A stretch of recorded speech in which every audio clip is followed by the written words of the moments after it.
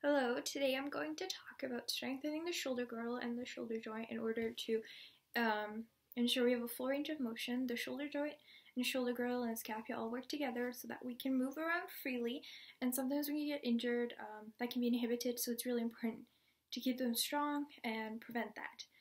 I'm going to talk about the push-up position for improving scapular strength and the wall slides for shoulder joint stability, and then just do a stretch to combine the two and see how they work.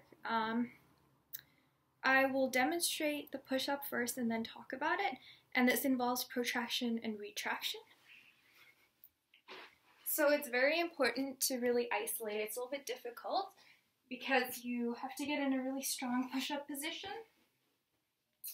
and you protract and you retract and you protract and retract, and just really focus on isolating it. Don't get any other muscles involved because that's not what you're trying to strengthen. So that exercise uses the coronal plane and is therefore in the x-axis. Like I said, it protracts and retracts. The concentric part is during protraction because you're going against the gravity, and it is a close kinetic chain because the arms are not moving and they're against the surface.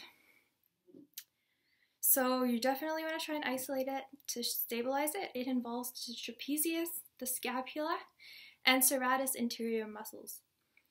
The shoulder girdle is basically just used to help with full range of motion, like I said. And next you have wall slides, which use the frontal plane, so also the x-axis. They involve the pec minor trapezius and scapula as well, and abduction and adduction, and it's also an open kinetic chain. So you're going to have to find a wall.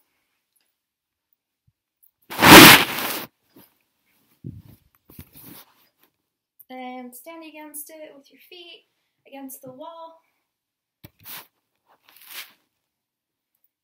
And get your arms against the wall and your shoulders out. And then as you do that, pull your scapulas together and slowly lift and down so you can really feel it and once again isolate. So it's abduction and adduction. And you can also do this as kind of a push-up or with your arms out and pull them back. Then lastly, the two are together when you're stretching, for example, because both of them are engaged. So the following stretch uses the coronal plane and the x-axis once again, and it is an isometric exercise since it is stationary and therefore also an open kinetic chain.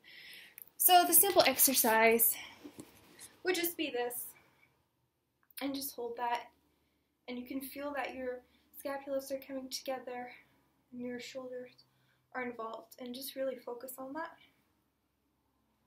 And that's about it.